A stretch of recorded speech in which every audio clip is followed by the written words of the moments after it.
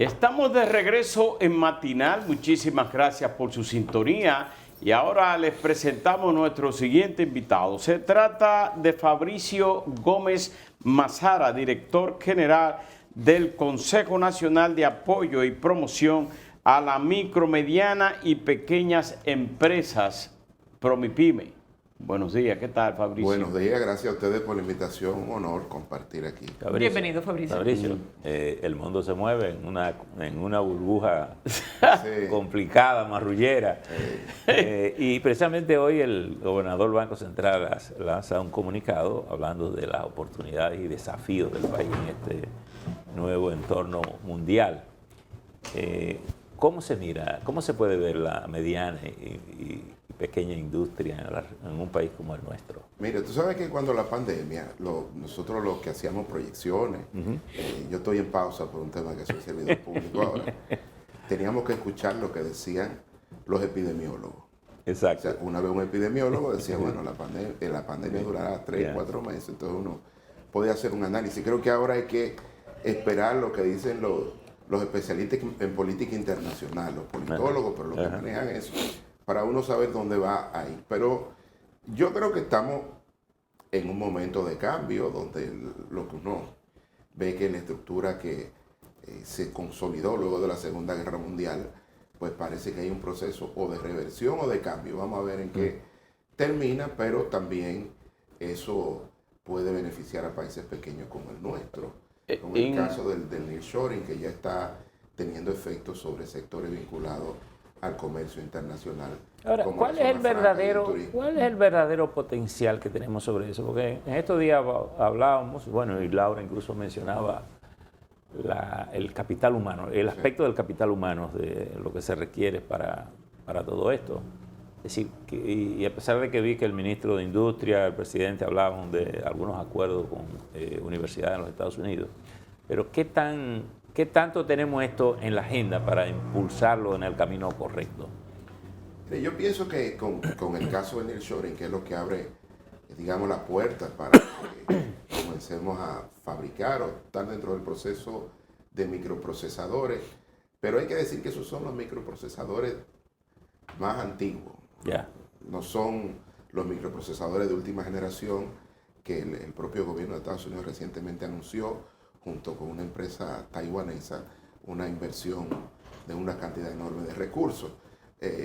Para que eso suceda, lógicamente las plantas en Estados Unidos que producen estos microprocesadores 1.0, por llamarlo de alguna manera, pues van a tener que tercerizar o enviar a países cercanos para hacer espacio para hacer estos nuevos microprocesadores. En ese sentido, es donde a la República Dominicana y a los países que están cerca de las costas de Estados Unidos se les podría abrir una ventaja comparativa para hacer estos microprocesadores 1.0 que no tienen que ver con estos nuevos microprocesadores de última generación, que es lo que se pretende ya hacer en territorio de Estados Unidos. Bueno, se habla de metales, de tierras raras para estos microchips y que pudiéramos tener en la República Dominicana. ¿Cómo favorecería a la República Dominicana la explotación de estas tierras raras allá en la zona sur del país, principalmente Pedernales? Mira, tú sabes que yo soy un funcionario público. Sí. Yo tengo que respetar el ámbito de mi acción o de mi ámbito, de hasta dónde puedo llegar. Yo preferiría que los expertos en esa materia hablaran, porque hasta yo estoy sorprendido con la noticia de la existencia y para qué se utiliza. Entonces yo prefiero que... ¿Y por la cantidad? Claro, los que saben de eso... Bueno, invitaremos a Ramón, a Ramón Alburquerque, que habló y conoce bastante sobre 17 metales que hay en relación a eso, pero... Y que dijo que no son tan raras. Que no son tan raras. Pero en el ámbito de Promipyme, ¿cómo están funcionando las cosas actualmente? Promipyme fue una de las instituciones que el gobierno del PLD trató de transformar de alguna manera. Hasta el nombre le cambió en su momento, a pesar de la denominación legal para esta institución. En esta gestión, y sobre todo a partir de tu entrada, ¿cómo se han estado manejando este tipo de financiamientos que son fundamentales para las micro y pequeñas empresas en general? Mira, la microempresa es como es como la parte desconocida o no reconocida del crecimiento económico. Cuando uno mira la estructura productiva nacional, 96% tiene que ver con micro, pequeñas y medianas empresas. Las MIPYMES representan el 62% de los ocupados y el 32% del Producto Interno Bruto. Sin embargo, esa presencia en el sistema financiero nacional no está visibilizada. La ley 488-08 que hizo Promipyme, en aquel momento buscaba dos cosas. Primero, reducir la barrera de entrada al sector financiero por parte de las microempresas. Y segundo, comenzar a mover el tema de los servicios no financieros y el tema de la competitividad en términos sistémicos. Hasta ahí iba bien. Sin embargo, tú tocaste un tema. Y es que se cambió el criterio de Promipyme y se confundió con una cuenta y se le llamó a la institución de esa manera. Así es. Que de hecho a mí me dejó siempre la duda en qué medida eso beneficia a una institución luego de que ya hay una construcción de una marca y de repente la cambiamos y le ponemos otro nombre. Sí, eso trajo como consecuencia, primero, que se confundiera. Yo respeto cada quien, yo soy un economista con devoción por la historia económica y respeto las interpretaciones, no tengo problema con eso. Sin embargo, lo que se hizo, que era sacar el concepto del profesor Yunus, del Banco de los Pobres de Bangladesh, no tiene mucho impacto en la cultura occidental. Porque en la cultura occidental tú no puedes estigmatizar a los clientes. Es decir, por construcción, los pobres no deberían tener bancos en Occidente. Y el microempresario no es un pobre, es alguien que arriesga un capital inicial pequeño y que con el tiempo puede llegar a ser un líder empresarial. La mayoría de los líderes empresariales dominicanos comenzaron siendo microempresarios.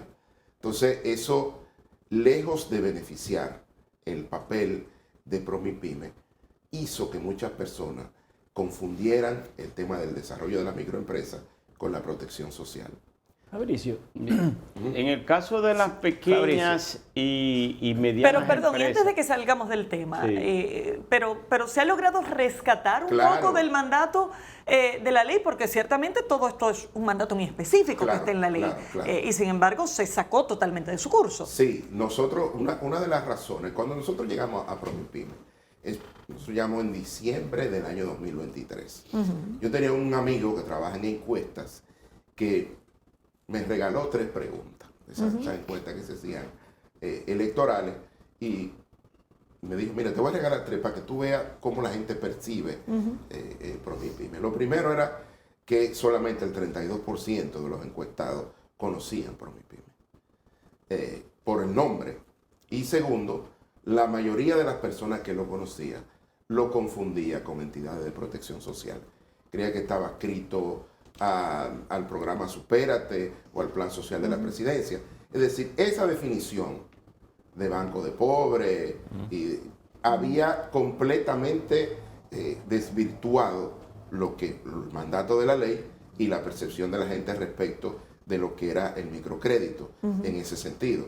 Entonces, uno de los elementos cuando llegamos, de los objetivos, eran 3. El primero era la comunicación. Es decir, miren, esto es un banco, pero no de pobres. Esto es para microempresarios y emprendedores, donde se dan servicios financieros y no financieros. El segundo, la infraestructura. Por la pandemia, nuestras 113 oficinas habían estado muy deterioradas. Y la tercera, el tema tecnológico, que también estaba un poco deteriorado. Entonces, en esos 3 ejes transversales hemos trabajado. Cuando ustedes ven que vamos al territorio, que miramos, vemos lo que está pasando en el tejido productivo nacional, es un poco para reconectar, para reposicionar la marca respecto de cuál es su objetivo original. Fabricio, escuchándolo, tengo 2 cosas. Culturalmente, ¿qué tan empresario se siente un micro o mediano empresario? Y segundo, en su experiencia, ¿qué le falta a un micro y pequeño empresario que lo acompañemos, que puede ser financiamiento, usted mencionaba la tecnología ahora. Es decir, ¿qué es lo que tenemos que hacer con ese gran mundo, a veces invisibilizado, que el primero que no hace conciencia de su propio error es tal vez el que tiene una pequeña empresa y entiende que un empresario es el que está en el CONET y que él no es parte de eso? Yeah. ¿Cómo cambiamos todo eso? Mira, lo primero es que el tema de la autoestima del microempresario, ¿no? Un poco eso. Yo creo que aquí, después de la pandemia, tuvimos un serio problema que todavía permanece. Y es que si bien es cierto, se hicieron programas exitosos para salvar personas, quédate en casa, para ti y demás, fase 1 y fase 2, que eran a empresas formalizadas, no pasó lo mismo con las estructuras productivas vinculadas a la microempresa. Es decir, muchas personas que tenían sus negocios, que pagaban alquiler, pues no pudieron alquilar, no pudieron pagar sus acreencias porque no vendían, estábamos cerrados por la pandemia. Eso afectó su score crediticio en el sistema financiero nacional. ¿Qué pasó? Que la única salida que tenían era recurrir al prestamista informal, que actualmente está prestando al 5% semanal, es decir, al 244% anualizado. Entonces, eso, de alguna manera, lo que hizo fue generar problemas y está generando conflicto, violencia en el territorio, porque mucha gente con esas tasas tan altas no podía, digamos, pagar y ver crecer su negocio. Como dicen en el argot popular, estaban trabajando para el inglés. Entonces, ahora en Promipyme estamos trabajando un eje fundamental. Una de las falencias de los microempresarios y emprendedores es el tema de los servicios no financieros, la educación financiera. Muchas personas comienzan un negocio sabiendo lo que hay que hacer en el negocio, porque tienen experiencia previa. Sin embargo, un negocio depende fundamentalmente de que tú mantengas la liquidez del mismo para que pueda funcionar. Es decir, cuando damos servicio no financiero o educación financiera en todo el territorio nacional, le enseñamos a los microempresarios a manejar el efectivo, es decir, a poner sus cuentas por cobrar en un periodo menor a sus cuentas por pagar. Porque una empresa puede tener mucha solvencia, pero si no tiene liquidez, quiebra.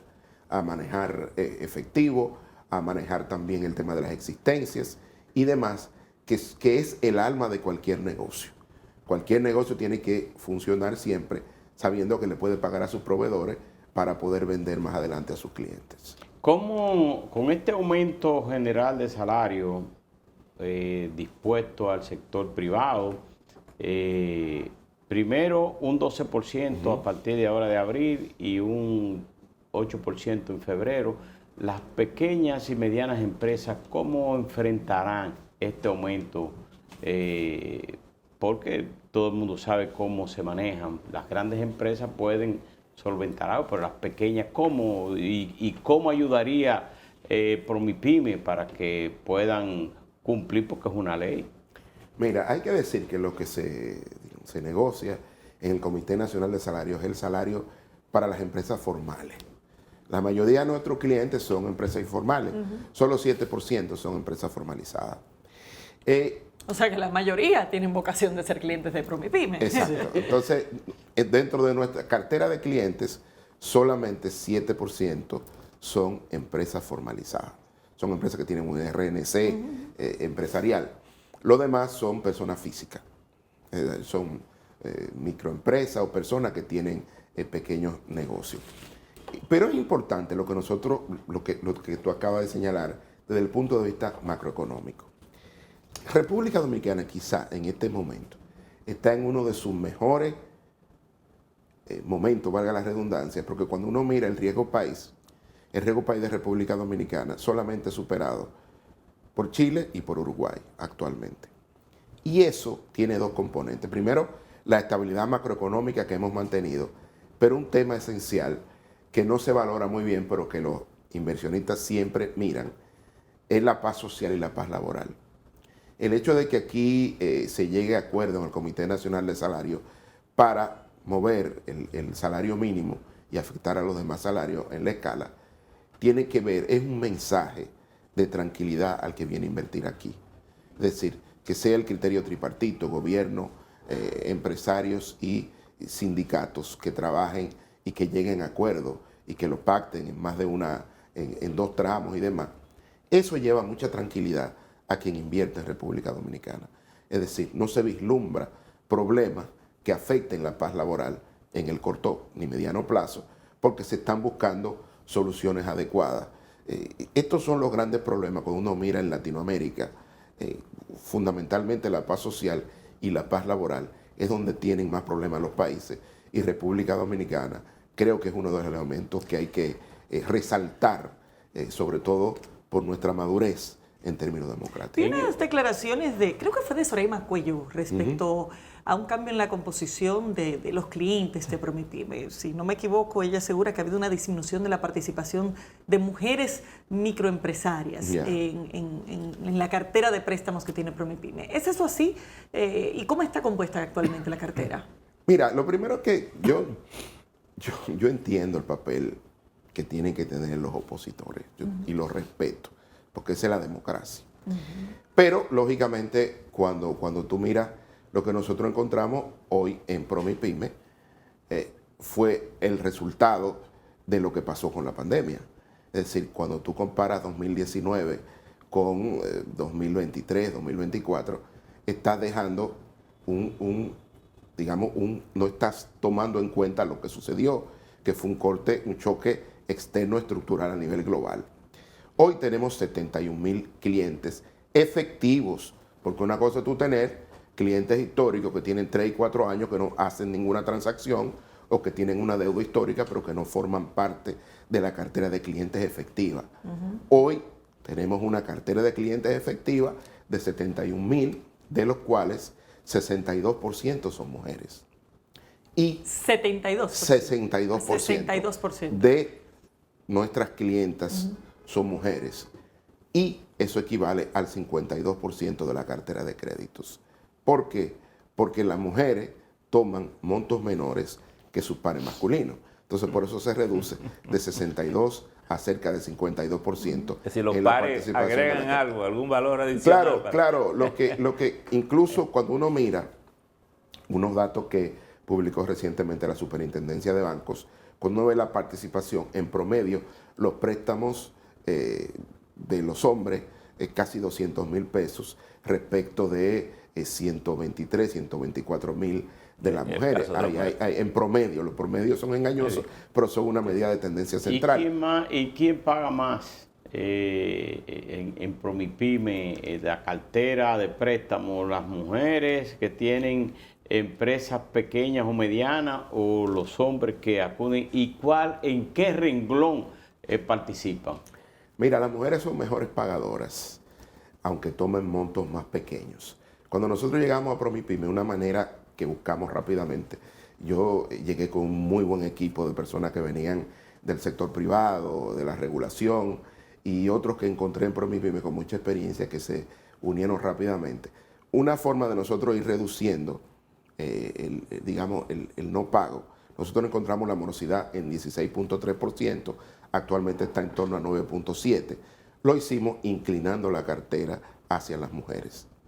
Era más trabajoso porque tomaban préstamos menores, pero eran mejores pagadoras. Por eso pudimos reducir de 16.3 a 9.7 al final del año 2024 la morosidad. Entonces, eso es nos anclamos en una política pública que busca incorporar a más personas para garantizar la sostenibilidad del crecimiento económico. Un país que crece en torno a un 5%, que es el crecimiento potencial de la economía, solamente puede mantener su ritmo de crecimiento si incorpora más personas al tejido productivo.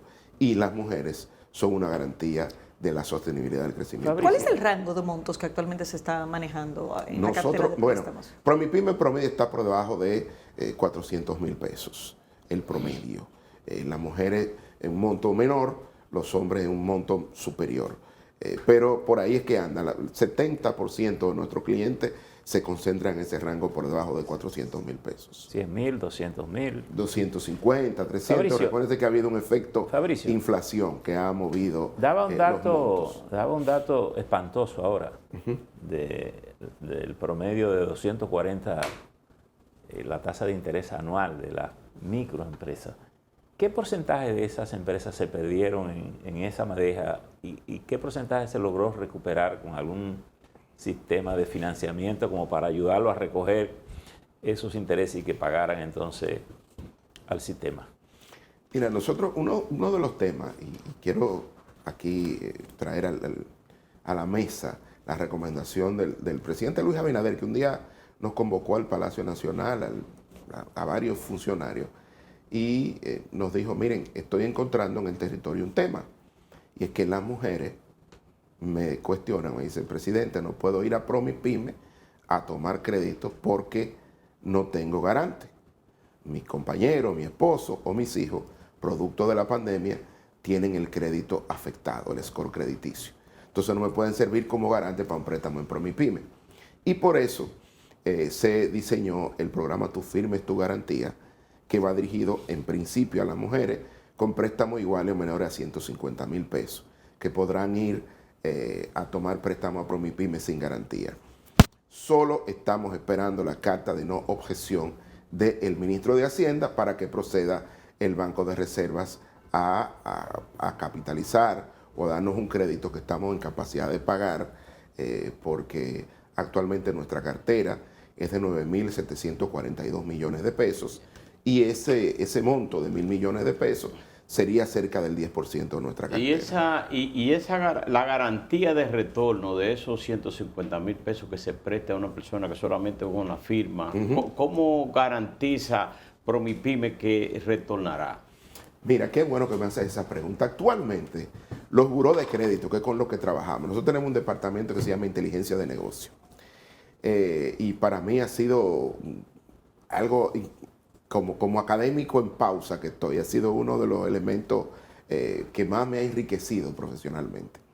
Actualmente, los burós de crédito que usan Big Data, inteligencia artificial, pueden simular un score crediticio de alguien que no haya estado nunca en el sistema financiero.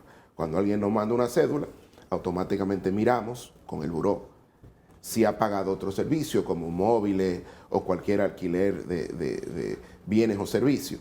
Y automáticamente eso le genera un score sombra, como le llamamos nosotros, y una vez ya le otorgamos el préstamo, ese score sube como un score oficial al sistema financiero. Pero históricamente hay una información muy positiva de los préstamos pequeños, sí, desde el Banco Agrícola, que presta en el campo, el BHD, el Banco Popular acaba de decir que ha tenido muchísimo éxito en esos créditos pequeños. Es decir, que la gente que de abajo, que tal vez lo que falta es confianza, creer en el trabajo que hace la gente, y yo creo que eso funciona. Mira, porque el que toma poco prestado sabe que depende de eso. Pero mira, ahora que tú tomas eso, fíjate cómo está invisibilizado el ecosistema de microcrédito. El microcrédito en República Dominicana tiene una historia bellísima que comenzó hace muchísimos años con Camilo Lluvere, con personas, con la madre de mi amiga Mercedes Canal, la que aprovechó. El Banco Ademi, por ejemplo. El Banco Ademi fue don Camilo Lluvere, la Fundación Dominicana de Desarrollo, Motocrédito, el Banco de la Mujer, que se llama DOPEM, y otras fundaciones que comenzaron con el esquema de microcrédito. Es decir, el ecosistema del microcrédito, del cual Promipyme forma parte, porque somos miembros de la Red Dominicana de Microfinanza en condición de aliado estratégico, pues estamos haciendo, digamos que, alianzas público-privadas para hacer estrategia común, precisamente para ir reduciendo la barrera a la entrada de los microempresarios y competir con el gran competidor, valga la redundancia, que tiene el ecosistema de microcrédito, una competencia desleal desde todo punto de vista, que es el prestamista informal. Porque, repito, lo que está pasando en nuestro país es algo que llama la atención.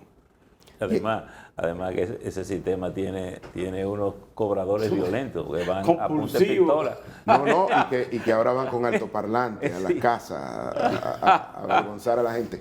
Pero fíjate lo que está pasando aquí. Cuando tú miras el reglamento de evaluación de activos, que es el que aplica al sistema financiero nacional, pues hay el último tramo se llama los menores deudores, que eso se ven solo por historial de pago. no por capacidad de pago, ni tienen que tener estados financieros auditados. Eso pueden, a sola firma, ir a cualquier banco del sistema financiero a buscar 25 millones de pesos, a sola firma. Bueno, esas personas pueden tomar esos créditos y aguas abajo hacer estas rutas, esta guaguita que está acabando con el sistema, con el tejido productivo nacional, y prestar a 5% semanal, a 244% al año. Y tienen lo que llamamos en economía oportunidad de arbitraje, es decir, ganan dinero con un riesgo truncado. Y eso es lo que, como política pública, debemos de tratar de ir reduciendo esas oportunidades de arbitraje, porque no es justo que alguien pueda ganar muchos recursos, Fabricio, sin tener el nivel de riesgo propio a que se enfrentan a instituciones final y financieras. brevísima, porque oye la sirena. Si pensáramos en un fondo para financiar la micro y mediana empresa, ¿de qué estaríamos hablando? ¿Y qué posibilidad hay de que el presupuesto nacional reserve fondos destinados exclusivamente a esa estrategia? Mira, aquí hay un tema que tiene que ver con la transformación de sectores de la industria ligera. Es decir, desde panadería, metalmecánica y otros elementos que tienen que hacer una inversión de capital relativamente importante en función a lo que son y que requieren de un financiamiento relativamente corto o cómodo. Actualmente Promipem presta un 12%, que es una tasa subsidiada, hay que decirlo. Entonces, esos sectores requieren para el cambio y para mejorar su capacidad productiva este tipo de crédito y de préstamo. Se ha hecho en otros países y te digo que es un poco ponerlo en perspectiva, porque un país que destina tantos recursos a otros temas que no tienen retorno en la productividad, como el tema del subsidio al sector eléctrico y otros temas que son temas estructurales e históricos, con una mínima parte de eso que se capitalice o que se busque a través de Promipyme o del ecosistema de microcrédito donde participan también los privados, que se busque financiar a estos sectores. Nosotros vamos a dar un salto importante en la productividad y vamos a mejorar la producción de bienes y servicios. Yo creo que eso hay que mirarlo de manera estratégica y hay que ver cómo el microcrédito y las microfinanzas comienzan a visibilizarse, porque si el 96% del tejido productivo nacional son MIPYME, eso tiene que tener un resultado en el sector financiero. No quiero desmeritar el enorme esfuerzo que están haciendo los bancos y el ecosistema de microcrédito, pero no llegan. Cuando tú ves un banco que hace una feria de pymes, es que el reglamento de evaluación de activos le impide prestarle a las MIPYME por el reglamento, por un tema regulatorio. A las MIPYMES le podemos prestar, o a las microempresas, solamente lo que estamos dentro del esquema de microcrédito. Bueno, muchísimas gracias, Fabricio, gracias por haber estado con nosotros. Despedimos a Fabricio Gómez Mazara, director general del Consejo Nacional de Apoyo y Promoción a la Micro, Mediana y Pequeña Empresa Promipyme. Gracias por haber estado con nosotros. Llegamos al final de la entrega. Gracias por la sintonía. Nos vemos mañana. Muy bien.